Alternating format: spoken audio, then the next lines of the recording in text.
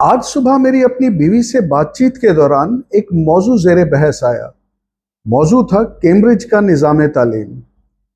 बात कुछ इस तरह शुरू हुई कि उसकी एक अंग्रेज कॉलीग कहती है कि कैम्ब्रिज के इम्तिहानात इसके अपने मुल्क के बच्चों के लिए इंतहाई मुश्किल हैं। इन बच्चों के लिए जिनकी फर्स्ट लैंग्वेज या मादरी ज़ुबान इंग्लिश है। लो बताओ भला। मुझे टीचिंग करते हुए 20 साल से ज़्यादा का अरसा हो चला है। मैं एक चीज़ का कायल हूं कि हर मुल्क का अपना अपना तालीमी निज़ाम होना चाहिए, जिसको उसी मुल्क के माहिर तालीम इसी मुल्क की ज़ुबान में डिज़ाइन करें। जो चीज़ इंसान अपनी ज़बान से सीख सकता है वो किसी और ज़बान में कैसे मुमकिन है।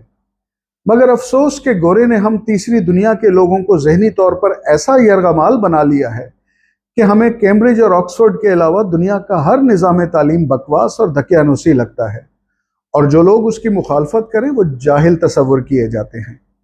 ये बड़ी यूनिवर्सिटीज़ वहाँ की एलीट क्लास के लिए बनाई गई थी, और आज पूरी दुनिया इन यूनिवर्सिटीज़ के पीछे भाग रही है, और हमारे जैसे ममालिक इनको अरबों खरबों का मुनाफा हर साल मुहैया करते हैं।